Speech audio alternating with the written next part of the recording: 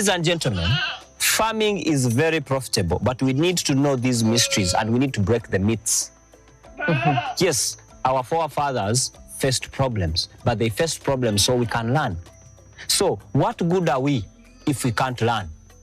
What good are we if we can't change what they failed to change? I have another myth or mystery. And we talked about it, but because I'm wise, I remember. It has to do with the fact that not many know that goats eat silage. Yes.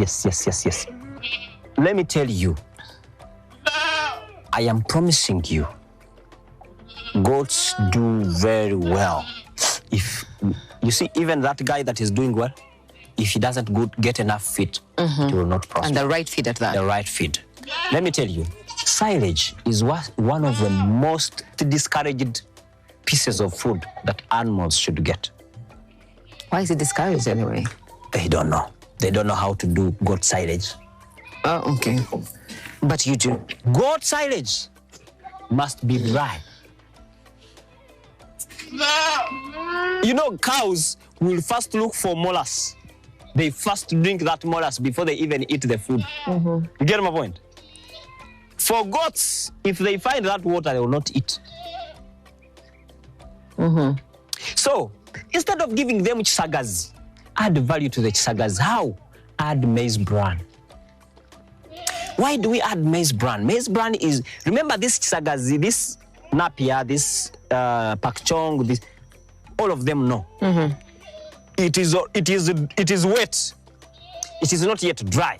So it has some water in it. So when we add the maize bran, this water will now go into the, because we are going to hide it underground.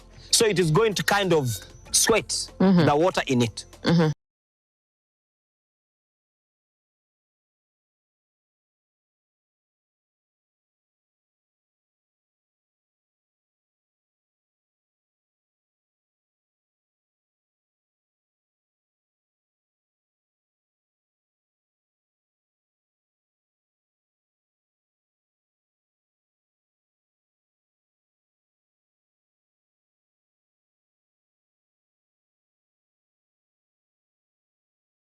Get my point? But no sooner will it sweat than the maize bran suckle the water. So we are going to have a dry silage, but the silage is now going to change. So we are going to have fiber and bran, but mixed in good ratios. Yeah. You get my point? So when we bring here, this bran has also, the calories in the bran has, the quantities and the nutrient content has been increased because it has been fermented a bit. You get my point? So the goats will eat bran, but in a fermented manner, not the ordinary manner, which is actually very raw and very toxic. Did you know that if goats eat a lot of bran, will die? No, I didn't know. In one single take, if a goat takes more than, not even more than a quarter and takes maybe half a kilogram or a kilogram, it will not survive. Why? Because this is a ruminant. This is not a pig. Yes. You know, pigs are like human beings.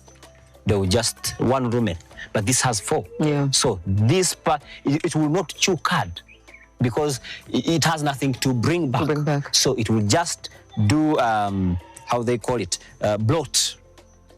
And bloat, it will create air inside the stomach. So the air will push up to the heart and break the heart at once, and the goat will die, and it has no sickness, but it has been broken and killed by foolishness of the farmer. Wachenga? No. So, when we are giving it silage, this is a mystery. It is only why we are doing. If you give the goats silage, they will have more weight than the actual goats taking just protein. Do you know that carbohydrates is energy-giving food? Yes. You get my point? Do you know that if there is an excess energy, it becomes fat? You get my point? And do you know that it is the fat that gives you more weight? Yes. You get my point? So does it make sense now? And silage is giving us that. Because it has only one thing, fiber, which is going to speed up the metabolism, and it has what? Bran. We can put microbes, we may not. We may put, we may not. We can put molasses, just a little, but we don't put a lot because the silage must be hot and dry. So if you really want to know how much profitable this goat business is, and you actually want to know, reach out to Youth Platform Africa. We shall show you the other avenues through which you can make money from the goat business. And if you are just there saying, no, wait until I am flying and you are still in traffic jam. He never ceases to amaze and amuse. But that's all we had for you today. Keep those comments coming in. #NTV Seeds of Gold. We have got so much more in store for you. So join us again next weekend while we bring you more insight into agribusiness.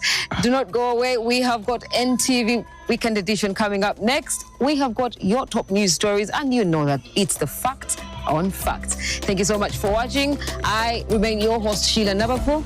Have a good night.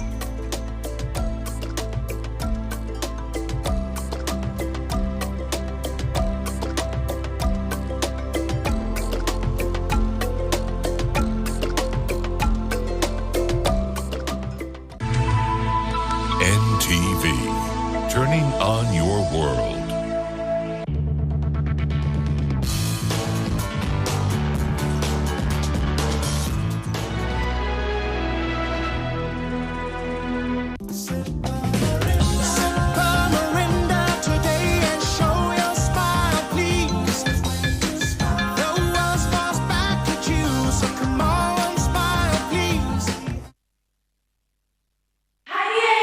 It's back, bigger, and with more business opportunities. It's the Pearl of Africa Tourism Expo, Poate 2026, Uganda's flagship tourism event. Poate 2026 will take place from the 21st to the 23rd of May 2026 at the Speak Resort Convention Center, Munyonyo, under the theme Wanderlust. It's your time to thrive. Yes, it's your time to tap into Uganda's renewed optimism and tourism growth. Tourism stakeholders, travel trade partners, and tourism enthusiasts will be part of the Poate 2026. Come and network with like-minded people and unlock new business opportunities. To participate, register at www.poate.co.ug. Poate 2026 is brought to you by Uganda Tourism Board and partners. Accidents, they never warn you. 1 minute you're fine, the next, bam! And in those stressful moments, the last thing you need is piles of paperwork and confusing forms. Big stack, tiny patience. You'll sweat more than a border rider in traffic. That's why you need Gold Star Insurance. With our claims app, making a claim has never been easier. Just open the app, tap, make a claim, and you're done. Simple, fast, no stress, no kuyiriba. Why struggle with outdated paperwork when you can handle everything right from your phone? Gold Star Insurance makes it easy. Tap it, click it, claim it. Download the Gold Star Claims app today and make claims simple anytime, anywhere. Gold Star Insurance is regulated by the Insurance Regulatory Authority of Uganda.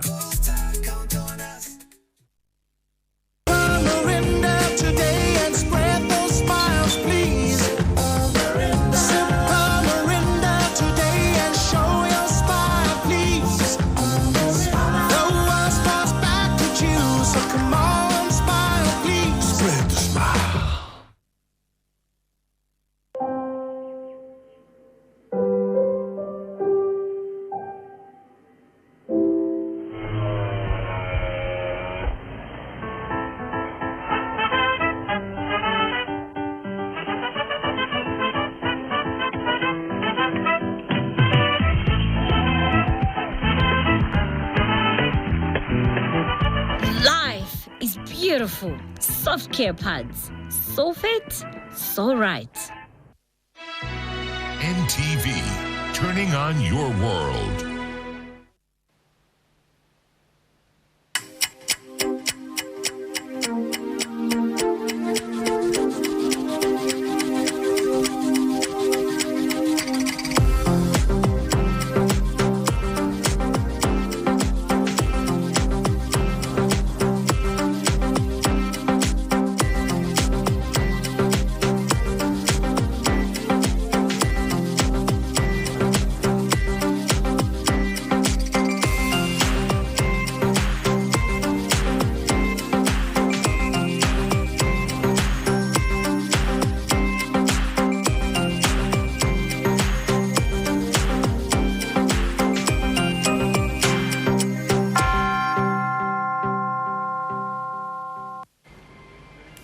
A very good evening to you and thank you for joining us on NTV Weekend Edition this Saturday.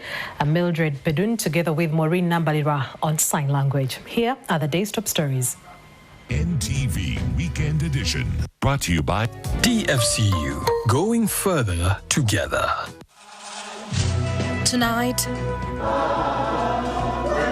Samuel Kajoba has been installed as new Archbishop of the Seventh-day Adventist Church of Uganda, replacing Dr. Moses Makan Dimuchika, who has been at the helm.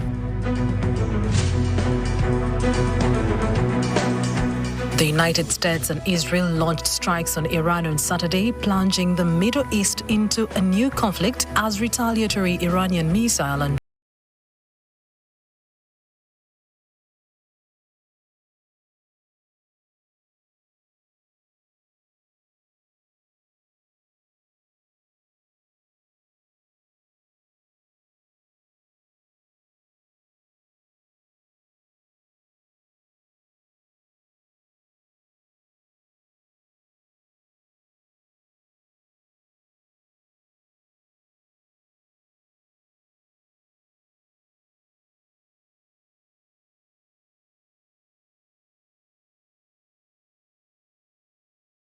on at sea.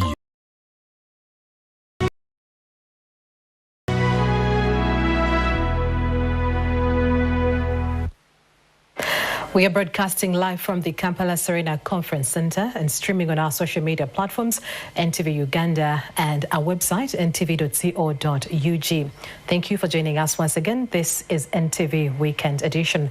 Now, Samuel Kajoba has been installed as the new Seventh-day Adventist Church Archbishop for the next 5 years, replacing Dr. Moses Maka, who has held the position since 2023. At the event, presided over by the Deputy Speaker of Parliament, Thomas Tayebwa, Kajoba, now the 9th Seventh-day Adventist Church Archbishop, has been urged to mentor members of his new team to be ready to take over when his tenure expires.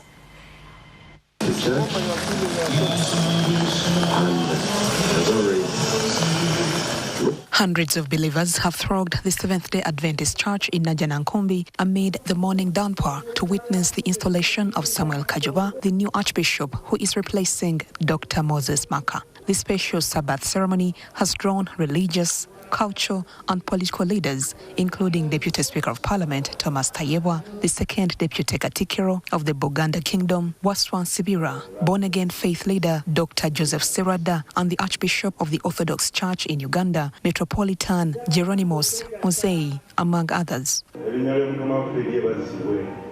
The outgoing Archbishop, Dr. Moses Maka, who led the special Sabbath prayers, has urged leaders to always mentor their members for a smooth transition of authority. Study yourself to be approved of God first. Hear Guru and Amen. But I want you to know that you are going. Today, prepare your exit and never dare to fight your continuity state. When you do that, you fight those who are supposed to take over. I am prophesying that soon there is one going to take over. Kajoba, in his homily, he has commended the ruling NRM government for the peace. We will continue to promote peace, unity, and stability in our beloved country. The church must always be an instrument of reconciliation, harmony, and hope. In times of uncertainty, must be voices of calm. In moments of tension, we are supposed to be ambassadors of peace. Deputy Speaker of Parliament Thomas Tayebwa, who represented President Museveni, has hailed the Adventist Church for nurturing believers. As if you are not just a church, you are a movement. You are a movement. Movement is single to move. Together move multi-party. You are a movement which brings spiritual conviction with practical service society. I was reading about the issues you emphasize, and I was excited to see that you emphasize health. Samuel Kajoba, born in 1958, at 67 years, has a 5-decade journey in ministry after he began serving God in 1977. Juliet Nalwoga, NTV.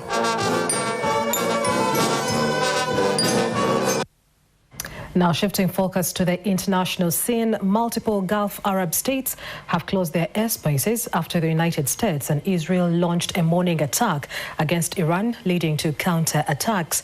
The safety measure that has caused flight disruptions was declared by Iran itself. Israel, Bahrain, the United Arab Emirates, Qatar, Kuwait and Jordan. Iran launched a barrage of missiles and drones targeted at U.S. assets in the region, for which a naval base in Bahrain was struck. Sounds of explosions engulfed the Iranian capital Tehran and several other cities following the joint United States and Israel attack on the Islamic State. The first sounds of the explosions were reported at 9:30 a.m. on Saturday. Facilities linked to Iran's supreme leader, Ayatollah Ali Khamenei, such as the presidential palace and offices in Tehran, appear to have been targeted in the attack. However, Reuters news agency stated that a source divulged that Khamenei had been moved out of Tehran. Shortly after the joint U.S.-Israeli attack, Iran, as expected, unleashed a barrage of missiles, which Iran's Islamic Revolutionary Guard Corps stated that it targeted U.S. assets in Israel, Bahrain, the United Arab Emirates, Qatar, Kuwait and Jordan. The U.S. naval base in Bahrain is reported to have been struck. Captured videos showed plumes of black smoke billowing from the U.S. Navy's Fifth Fleet in Manama, Bahrain.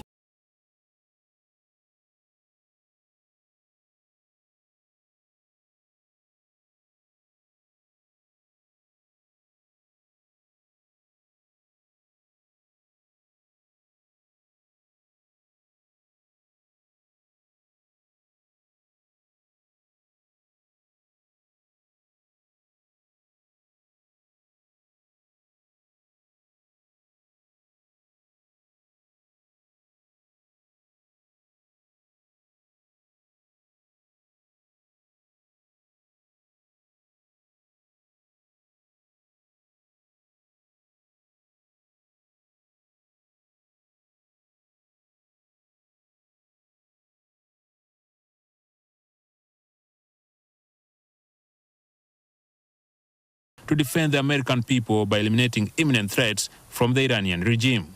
A short time ago, the United States military began major combat operations in Iran.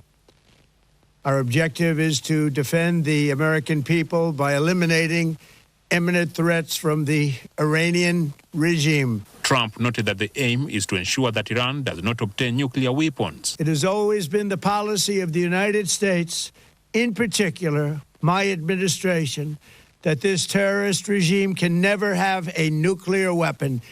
I'll say it again, they can never have a nuclear weapon. Focus of the attack appears to be aimed at regime change, as Trump told the Iranians to take over the government when they are finished. To the great, proud people of Iran, I say tonight that the hour of your freedom is at hand. Stay sheltered, don't leave your home. It's very dangerous outside. Bombs will be dropping everywhere. When we are finished, take over your government. It will be yours to take. This will be probably your only chance for generations. However, Iran's Foreign Affairs Minister Abbas Araghchi rebuked the joint U.S.-Israeli attack as wholly unprovoked, illegal and illegitimate. Talks between Iran and the U.S. that were taking place in Oman and Geneva were hoped that they would help avert the violence. Oman, which mediated the indirect talks, indicated that Iran had agreed never to stockpile enriched uranium. In June 2025, Israel and Iran fought a 12-day war that ended with the U.S. bombing of nuclear facilities in Fordo, Natanz, and Esfahan. The latest attack has attracted reaction from leaders across the world, with the United Nations Human Rights Chief Volker Turk calling for restraint and de-escalation to pave the way for a return to the negotiating table. Russia condemned and called the strike a reckless move by the U.S. and Israel.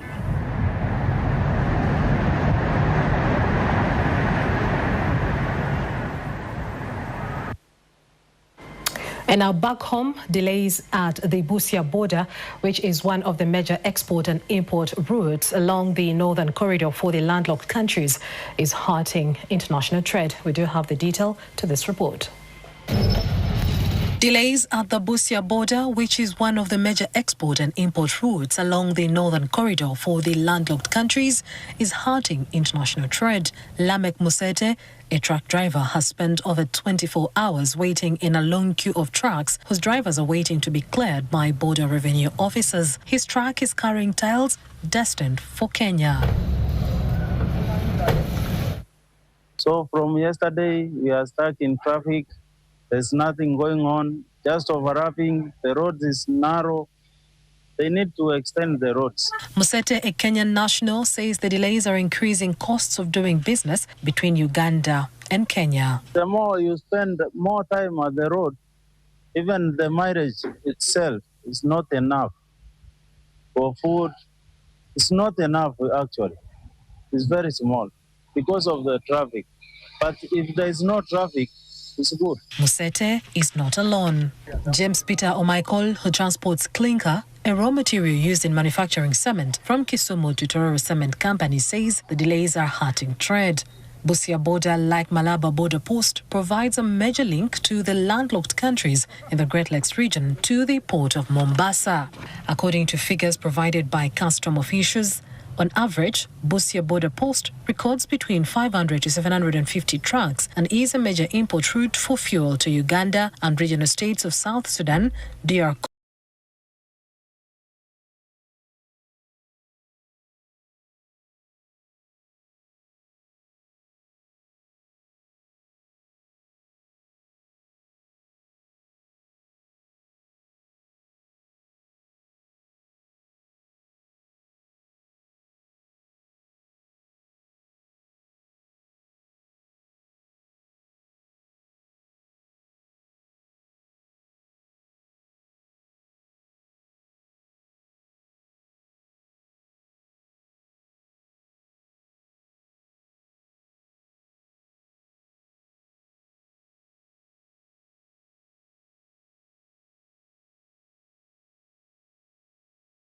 Those who are frustrated try to get around the problem. Kwanza wanajaribu usipoweka lock pande hiyo, unashtukia wamefungua gari, wamekuvamia kwa gari ndani, wameiba simu, kila kitu yako inaenda. Ali Dumba, another truck driver, says they hardly have any time to step out of their trucks, and many drivers were getting health and complications behind the steering wheels. The Busia town authorities are aware of the challenges caused by the congestion.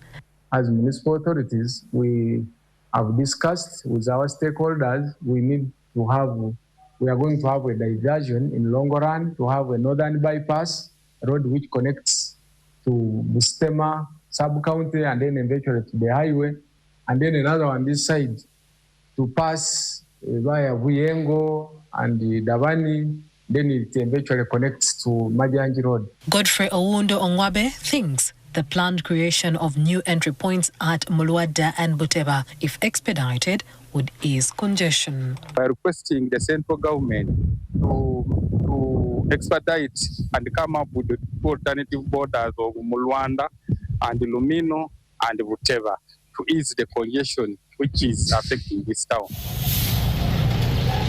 Yes.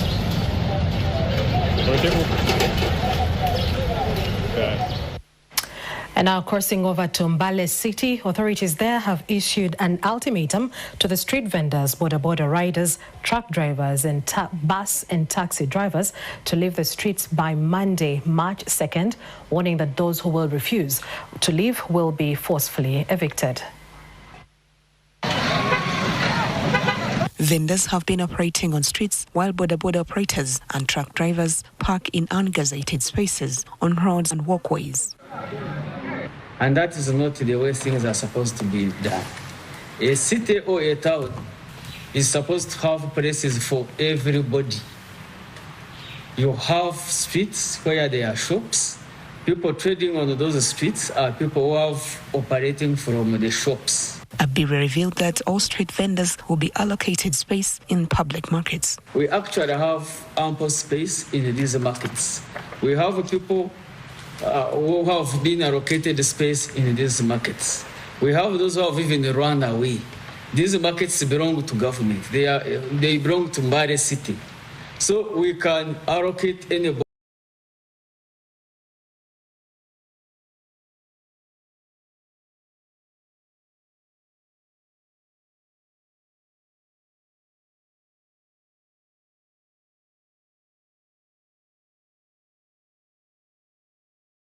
These spaces where trucks, commuter taxis and border borders will be parked have been identified. However, vendors say they have not been engaged by city leaders, as if they are not stakeholders who pay all levies and taxes to the city council. The group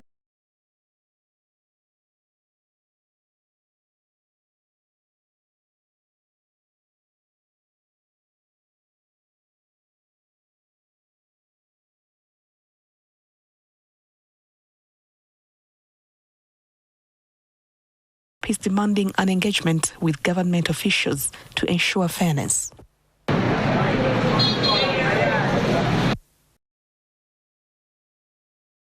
Father John Baptist Senkali, the Assistant Judicial Vicar, Kampala Archdiocese, and also the Assistant Parish Priest of served.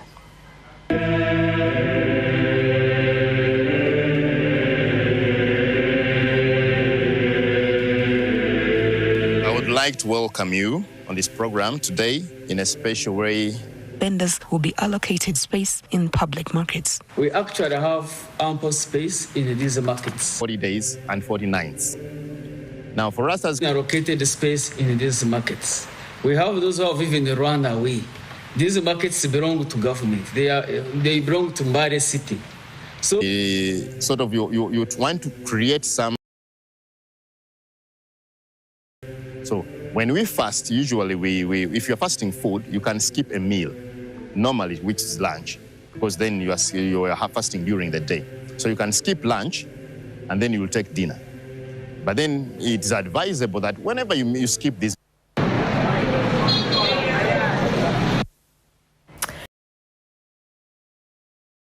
a bit is just meal, lunch, and then you skip dinner as well, because you need to keep healthy.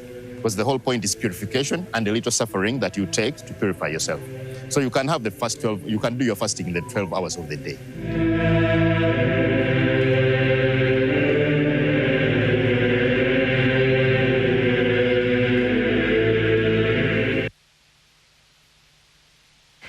All right, we now stop for a break, but NTV Weekend Edition returns with more stories. Do stay with us.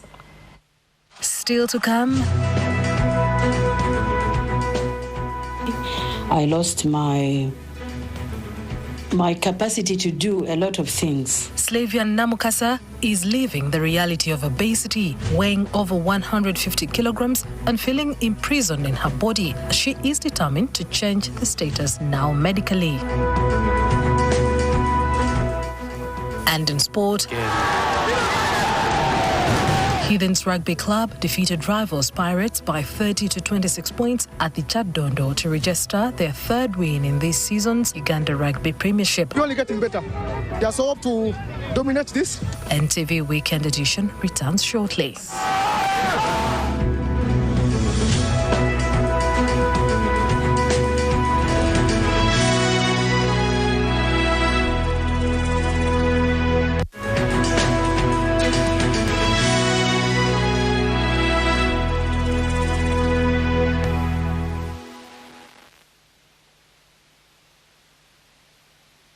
Banking has never been this easy. Bank Kumapesa with DFCU. Your phone is your bank. No queues, no forms, just banking. Anywhere, anytime. Here's how you get started. Step 1, dial *240#. Step 2, select language. Step 3, accept registration. Step 4, account terms and conditions. Step 5, enter account number. Is now medically. And in sport, Heathens Rugby Club defeated rivals Pirates by 30 to 26 points at the Chaddondo to register their third win in this season's Uganda Rugby Premiership. You're only getting better. They are so up to dominate this. NTV Weekend Edition returns shortly.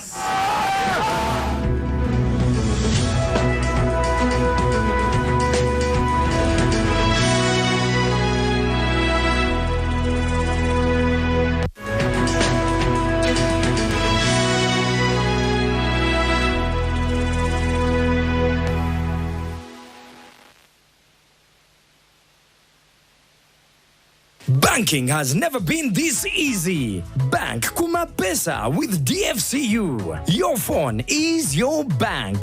No queues, no forms, just banking. Anywhere, anytime. Here's how you get started. Step 1, dial *240#. Step 2, select language. Step 3, accept registration. Step 4, account terms and conditions. Step 5, enter account number. Step 6, enter NIN for Ugandans or passport number for international. Step 7, answer security question. Now, dial *240# anytime to pay bills, buy airtime, send money, load floats, manage cards, and even grab a loan of up to 5 million shillings. Welcome to DFCU Bank Kumapesa. Real banking convenience on your Mapesa phone.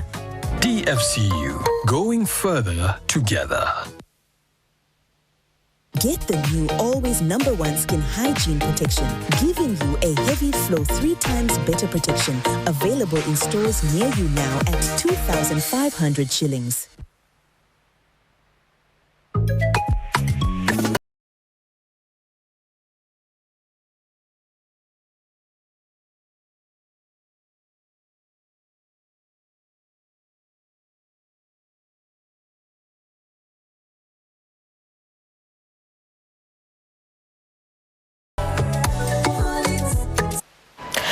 Welcome back and thank you for keeping it NTV. You are still watching NTV Weekend Edition.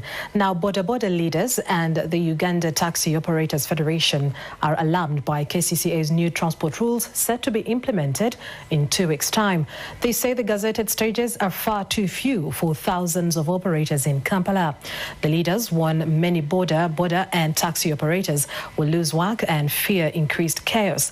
But KCCA insists that the rules are meant to decongest the city and also reduce on crime. Daniel Kibet has more. Kampala Capital City Authority, KCCA, is set to roll out new guidelines to regulate bodabodas and taxis in Kampala. Under the new Kampala City Transport Regulatory Plan, bodaboda riders will be restricted to operating in gazetted stages.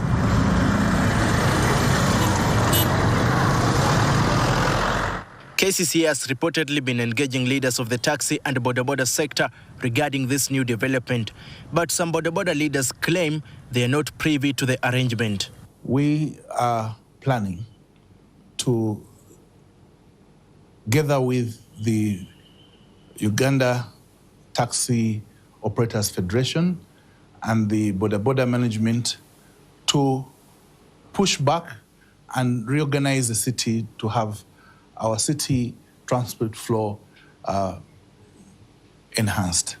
We do not know which leaders represented the bodabodas actually, because were they association leaders? Because the bodaboda leadership we are having here is currently associations. And the KCC is very well versed. It knows that it has different associations which have different leaders. So none of them, I don't know, like bodaboda industry has never received a formal invitation for that. Neither do also bodaboda stage leaders have gotten in an invitation to come in and give their thoughts. The other issue of contestation is the gazetted number of stages vis-a-vis the number of bodaboda operators.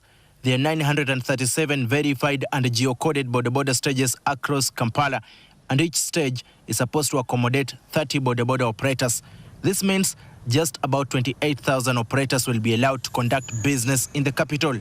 KCC, before it turned to KCC, the previous KCC council, it had over 1,200 bodaboda stages that were gazetted. Now, KCC, you are coming up, as an authority, you are reducing that number. Remember, by the time KCC gazetted those stages, the population was low. Now, the population, we expect it to have tripled to the number that existed by then. Stage 10, stage 9,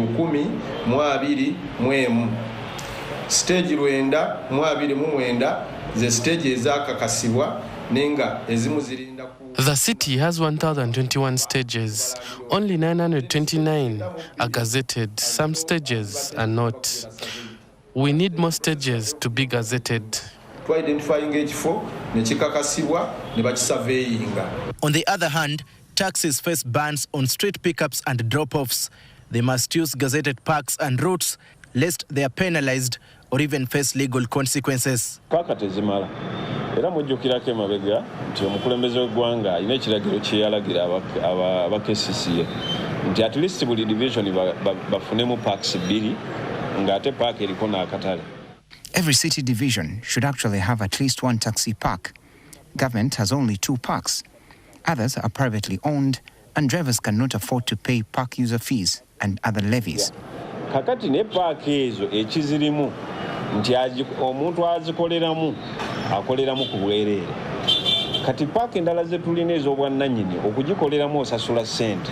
Despite the limitations, the leadership of critical players in the city's transport sector say they are committed to working with KCCA in a bid to create order in Kampala's mobility sector. We don't want to be in this politics, but we look forward to see that we work together with the KCC, harmonize and organize this city. We don't want to have the narrative of saying that the borders are uncontrollable. It is you people who make us uncontrollable because you don't give us an ear to listen to what we want, but you give us a directive. KCCA says the forthcoming changes will cut chaos, crime and congestion.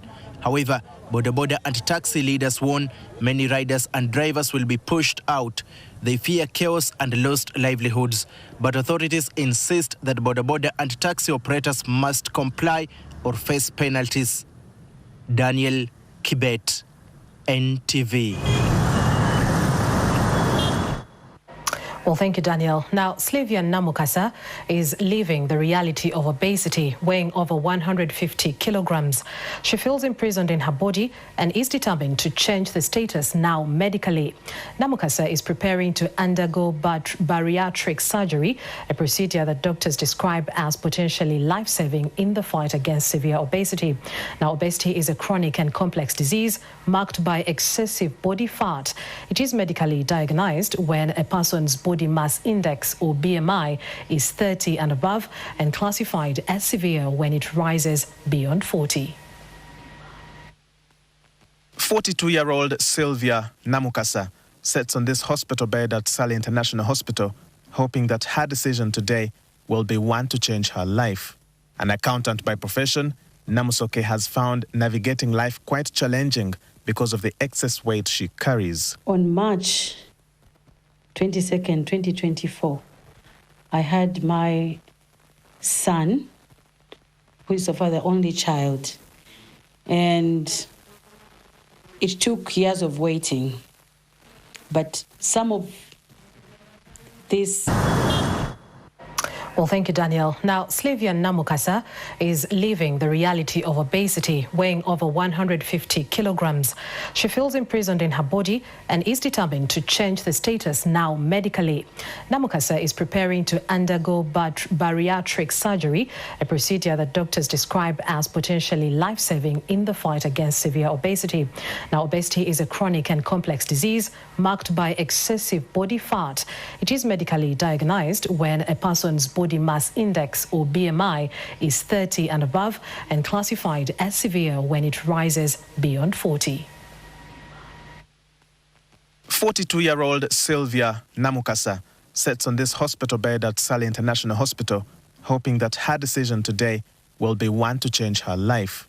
An accountant by profession, Namusoke has found navigating life quite challenging because of the excess weight she carries. On March 22nd, 2024, I had my son, who is so far the only child, and it took years of waiting, but some of this is linked to my body's inability. I lost my agility, I lost my capacity to do a lot of things.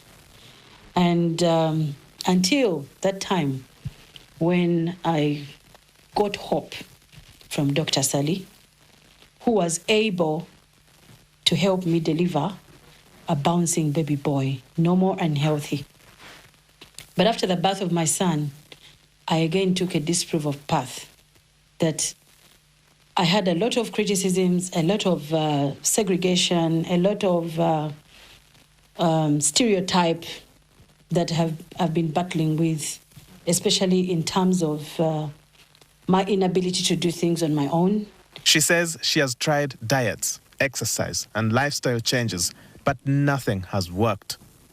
Now, weighing more than 150 kilograms, she feels trapped in her own body. It's a very lonely journey that nobody will ever understand the pain that one suffering with obesity goes through, because the weight gets on your knees, the weight gets on your back, and you're not able to even do the simple basic chores. And for me, painfully, I could not even carry my own child in my hands because I couldn't, because of the body. Namsoke dreams of a time she'll take a glance in the mirror and see her leaner self. She has placed the hopes of this to happen in the hands of specialists at Dr. Sally International Hospital, where she will undergo bariatric surgery. Bariatric surgery is recommended for patients with severe obesity, especially when other weight loss interventions have failed. I find myself in a situation where I could hardly pursue my career. I lost clientele because of my lack of speed in the way I do things, and that took to undermine my intellect, because I'm a very intelligent person. But you see, when somebody sees your body, they tend not to take you serious, because they always think you're lazy, and it has affected the way I've been pursuing my career. And so, for me, it is about time that I've stepped up and came to embrace this challenge and have a healthier life beyond today.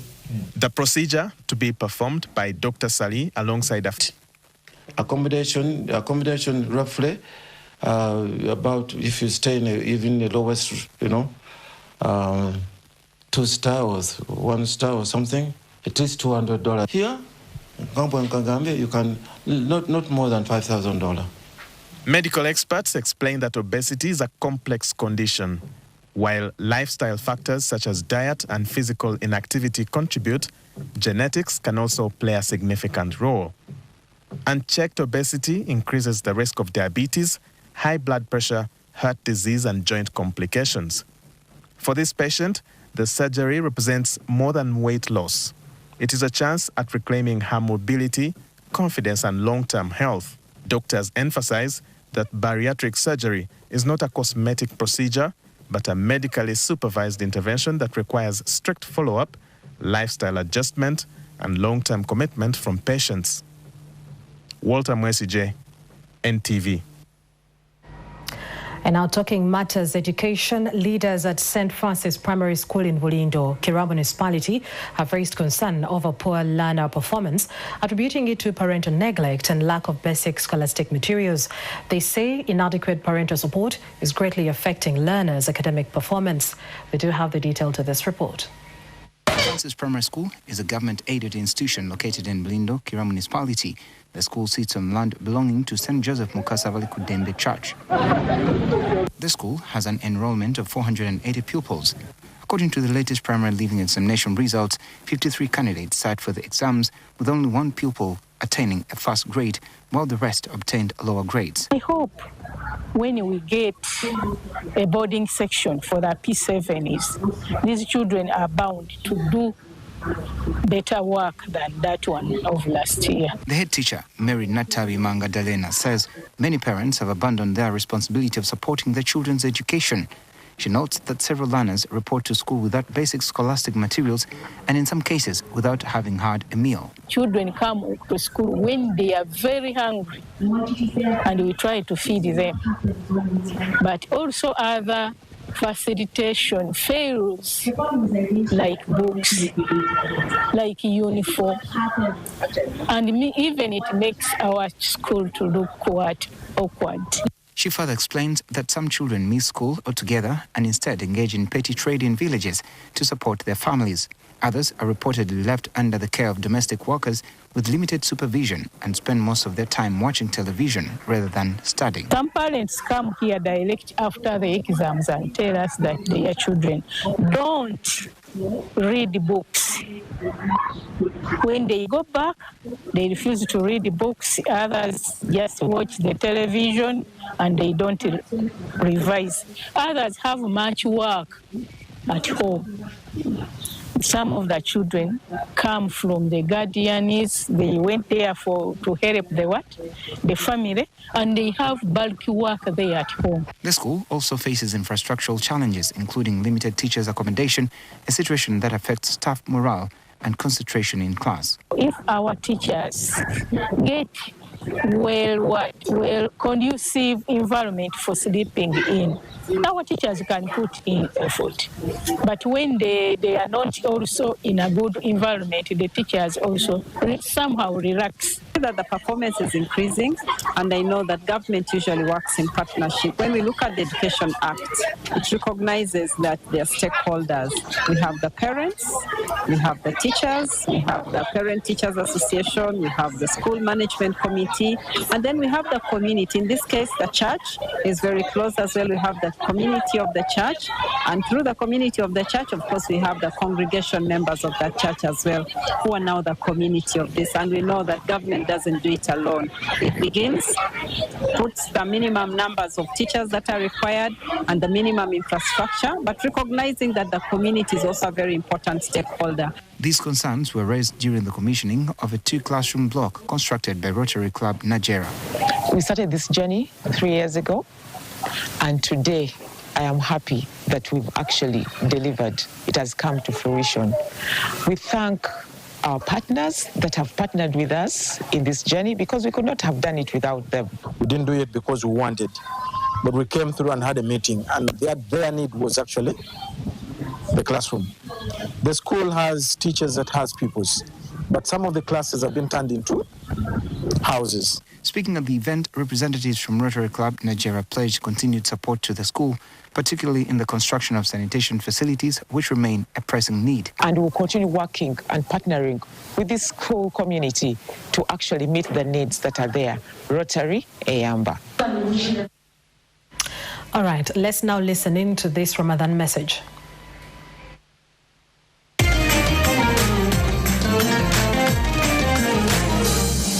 Ramadan is about hunger, but not hunger. Hunger awakens compassion. Some of us, we get everything we need on a silver plate. Some don't. So hunger has a language that the heart understands. In Ramadan, we test what millions feel daily in Palestine, in Niger, in many countries where people are hungry. This experience softens arrogance and awakens generosity, that we should give back to the community where we are living. We should give back to humanity. The fasting person realizes that privilege is a trust and compassion is an obligation. To be compassionate is an obligation, because whatever you have, it's God who gave you. And Allah describes the righteous and says, وَيُطْعِمُونَ الطَّعَامَ عَلَى حُبِّهِ مِسْكِينًا وَيَتِيمًا وَأَسِيرًا. They give food, though they love it, to the needy, the orphan, and the captive. They give food. It doesn't mean that they give the whatever remains, but they give what they love. They give the food they're eating.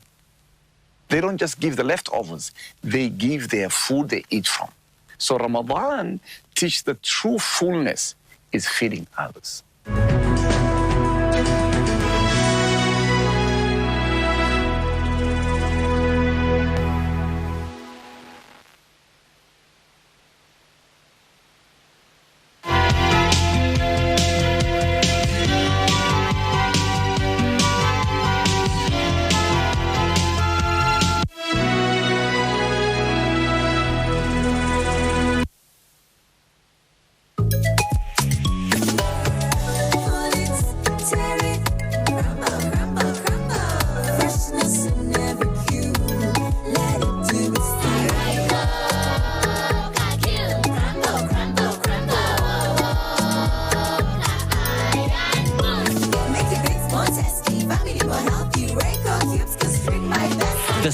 great cube that makes your beans tasty, now in a new pack. Get the Royco Cube Co-String at a Duka or supermarket near you. Just pull, tear, and crumble for the tastiest beans.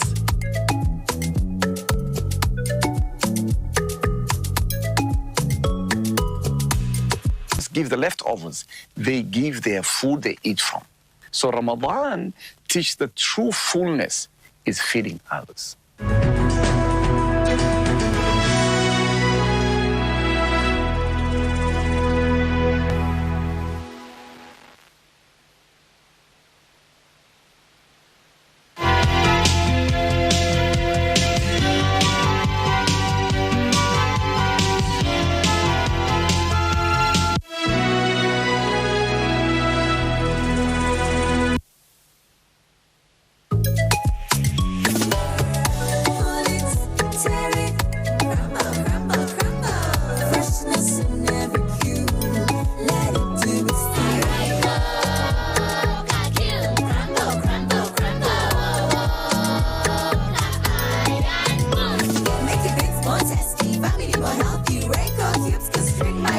The same great cube that makes your beans tasty, now in a new pack. Get the Royco Cube Co-String at a Duka or supermarket near you. Just pull, tear, and crumble for the tastiest beans.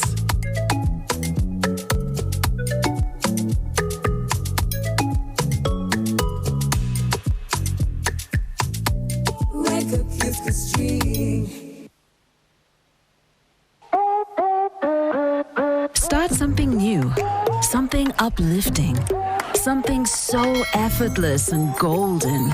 A thirst-quenching burst of sweetness and multi-flavor. So rich and full of memories. It's 100% taste, zero alcohol. Try it, savor it, feel it elevate every moment. Sip after sip, gulp after gulp. After all, life's about turning ordinary thrills into golden chills. Start something malty with the new Evervest Malt Apple and Pineapple. Try the burst of sweetness and malty flavor. It's 100% taste, zero alcohol. Available in a shop or supermarket near you. Evervest Malt. Make every moment golden. Evervest Malt is from the makers of Pepsi Cola in Uganda. You are watching NTV Weekend Edition.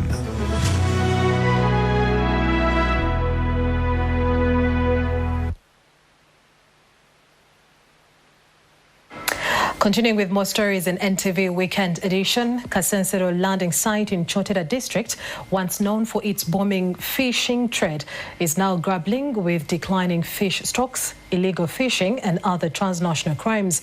The landing site, with an estimated population of over 2,000 people, a once thriving fishing hub, had become a hotspot for insecurity. But IOM's Countering Transnational Crime on Lake Victoria project is now tightening surveillance, restoring coordination among agencies and building trust between authorities and the community, offering fresh hope for safety on Africa's largest lake. Kasensero landing site on Lake Victoria is home to about 2,000 residents whose lives revolve around the water. But local leaders here say the lake is no longer as generous as its fish stocks declined. Jessica Namboze, a councillor at the landing site, says illegal fishing practices are worsening the crisis. People are engaged in illegal fishing using unauthorized fishing gear. The government is responsible for the continued illegal fishing. If it stopped importation of unaccepted fishing nets, there would be no supply. There's what they call kokota. Now, when they use the so-called kokotas, it picks whatever is down there. Whether it's a yesterday born one, what, it will come. Another issue that the leaders have raised concern over is insecurity on the lake, with a number of fishermen reportedly killed. We may have buried close to 50 fishermen last year alone. Kasensero is not just a fishing community, it is also an island border point under the Mutukula cluster. But with its vast waters comes vulnerability. So there's boat theft and engine theft. It's been very, very rampant. Then what is worst is what they call unregulated, unregistered, and unrecorded fishing. But beyond the lake, another silent crime has been unfolding. This is human trafficking. We have the refugee center here. If you look around, this is a landing site. There are so many hotels, small restaurants. There are so many bars. There are sex workers here. So these people are being picked. They are picked from these settlement centers to offer cheap labor, to offer cheap sex. The immigration officer says before the introduction of the Countering Transnational Organized Crime Project on Lake Victoria, coordination among agencies was weak. We would not come together and work together. So it was a very big challenge. Today, officials credit the program for improving operations. A vehicle donation, a containerized office, and digital systems under the MIDA platform have strengthened border management. Getting a four-choir book and would record. But when IOM came, did its survey, looked at what is needed, check that system. It gave us the MIDAS system. We are fully connected. Authorities say reporting mechanisms have improved and communities are now more vigilant. The crimes are reducing. People have teamed up and they're like, let's own this. Let's protect our lake. Let's protect our children who are vulnerable. Let's protect this, our boats and engines. So they are vigilant. Still, challenges remain, especially in monitoring ungazetted areas of the lake. And by immigration, we only man mostly places that are gazetted. But those that are not gazetted, much as we do patrols, we cannot reach anywhere, everywhere. We need who lost to an NRM candidate and later defected to the ruling party, reportedly accused the NUP officials and lawyers of deliberately not helping suspects out of prison. And now I am joined by one of the party lawyers, George Musisi, who is also the Kira Municipality MP-elect, to understand why they are not doing enough to secure freedom for their colleagues. Good evening to you, Council, and thank you for joining us. Pleasure to be here. Good evening, Mildred and the viewers.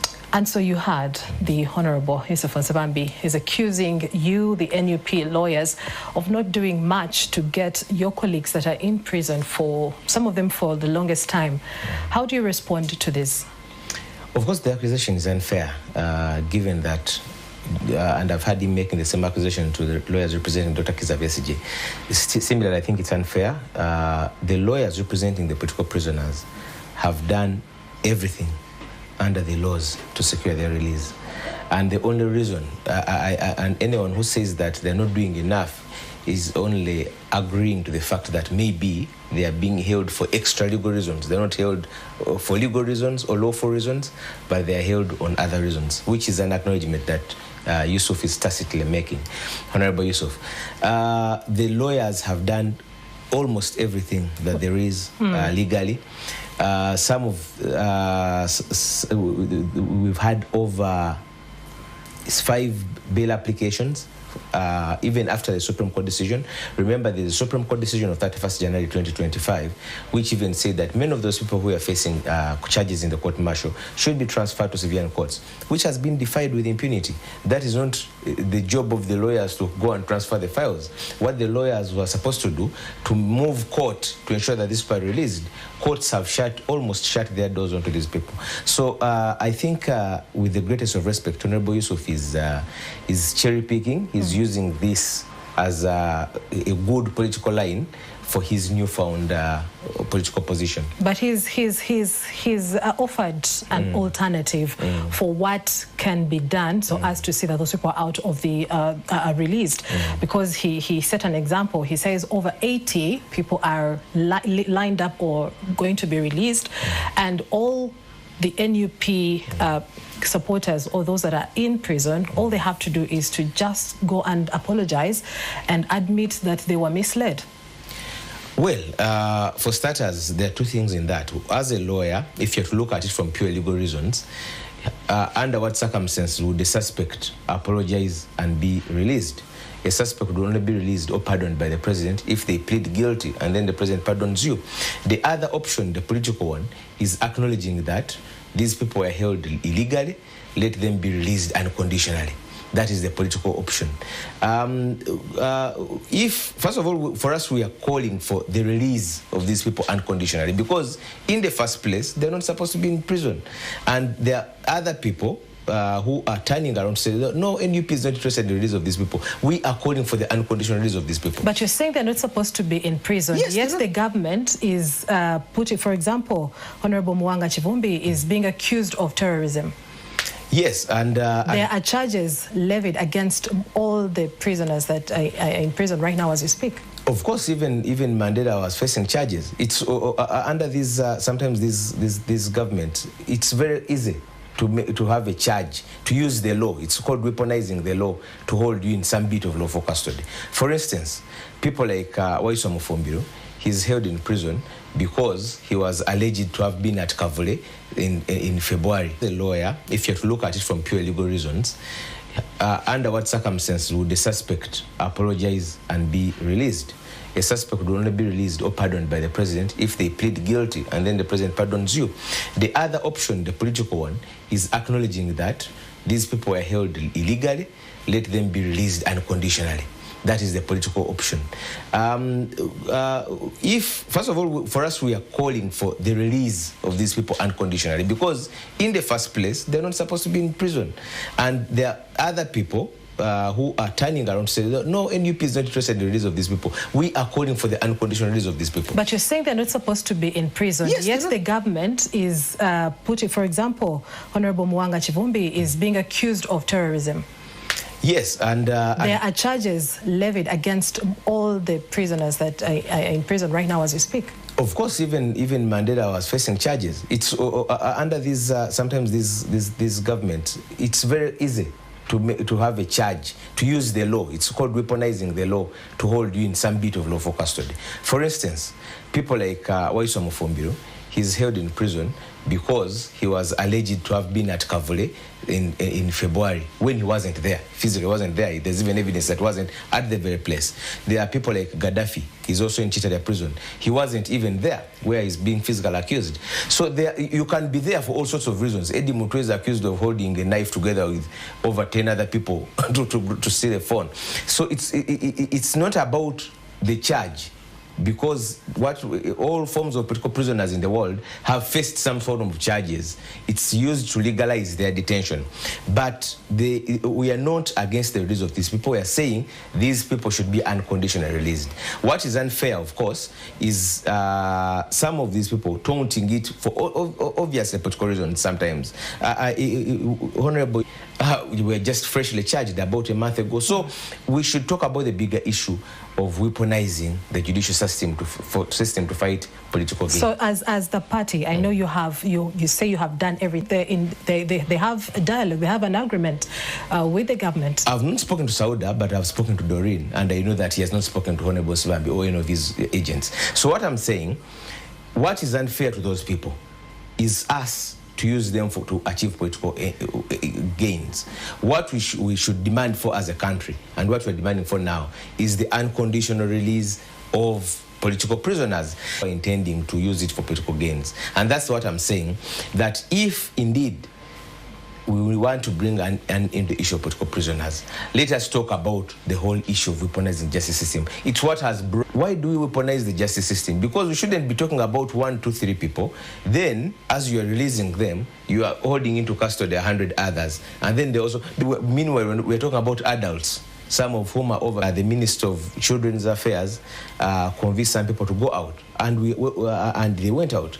However, the issue of political prisoners has not stopped because, like you've rightly mentioned, people like Honorable Mwanga Chivumbi were just freshly charged about a month ago. So we should talk about the bigger issue of weaponizing the judicial system to fight political gain. So as the party, I know you say you have done everything in your power to try and secure their release, but how then do we move on from here? What plans then do you have, since you are not even willing to do as the president is asking, to go and apologize and admit that these people were misled?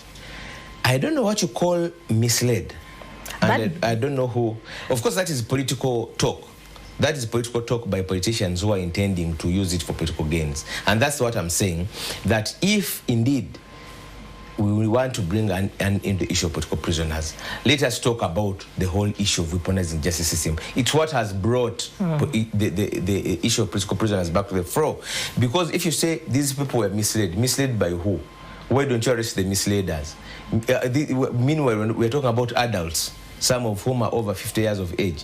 They are not misled. In any case, they're facing different charges. So one was misled to do terrorism, another one was misled to do aggravated robbery, another one misled to be a common nuisance. So that is political talk. The issue is, everywhere there is talk of political prisoners, people should not be talking about political prisoners 31 years after the promulgation of our constitution, which respects the rights of freedom of association and assembly. We should talk about, and you're saying that as a party, what should you do? We should talk about how can people enjoy politics without fear of recrimination or being criminalized. Now, Council, your president, Robert Kyagulanyi, is in hiding, and almost all the vice presidents are also battling various cases in courts of law. Would you say you are experiencing a leadership void, and also how every other thing is playing? Could it be tagged to the fact that the vision bearer of the party is not within? There's no leadership void. There's no leadership void. Physical absence doesn't mean absence, doesn't mean void. No. He has even communicated to the whole world, as you have seen. Every time he has needed to communicate, he has communicated. That means he communicates to the people he wants to communicate to when he wants to. So there's no void. Okay. Yes. And so now you've described clearly what what is happening within the political party. Of course, having some of the supporters, even some of the leaders, incarcerated and under, arrest. How does the party then intend to survive given the circumstances going forward? The party is institutional. How does the party intend to survive? It intends to survive by playing to the roles. The people who want to destroy it are not playing by the roles. And it shouldn't be even an NUP issue. It should be a concern for everyone that why should political activity, especially civil and lawful political activity, be criminalized? So the party intends to survive the way it has survived before, by playing by the rules, because it's a firm believer in the rule of law that we know. The people also should know that the strength of NUP doesn't necessarily lie at Kavule, but it lies in why, because many people believe in it. It's the people who give it the mandate, not the other around. It's not NUP as the headquarters which give the mandate to the people. So for as long as it has members who believe in this, because we've had movements world over. Some of them have even been, at one point, the revered Nelson Mandela was declared a terrorist. His group, ANC, was declared a terrorist group. So that did stop the movement from going, because it had people who believe in it. So for as long as NUP sticks to the values and the people stick to their belief in NUP, it shall survive. But also, as we conclude this conversation and in your closing remarks, the situation with the opposition, NUP, and also the opposition at large, there have been, again, fingers being pointed at you that the NUP lawyer, George Musisi, and also the Kira municipality MP-elect. With that, the organization, even family organizations, have differences, have disagreements. The key issue is how do you resolve those disagreements? Every political group would have disagreements. I don't think you describe them as internal wrangles, because where politics, where one or two people are, they always tend to be people who see things differently. To rightly put it, they say it's the leadership, the top leaders that always have the final say. On what? On everything that happens in the party, and the rest of you are sort of like oppressed. Well, I mean, NUP, and I don't feel oppressed, and every time I've needed to say something, I say it. So I don't know, but maybe those are neighbors peering into it who fear. For some of us who are in, we're seeing a different position. Council, what would be your closing remarks? I think it pays when everyone advocates for fairness and rule of law, irrespective of what political affiliations we belong to. Because when you start looking at the law or what is right or wrong with political lenses, you lose the point and it doesn't help the country at a bigger level. Okay, that is NUP lawyer George Musisi and also the Kira Municipality MP-elect. With that, Talk of the Nation comes to an end. We now stop for a break. When we return, we'll be hearing from the world of sport. You are watching NTV Weekend Edition.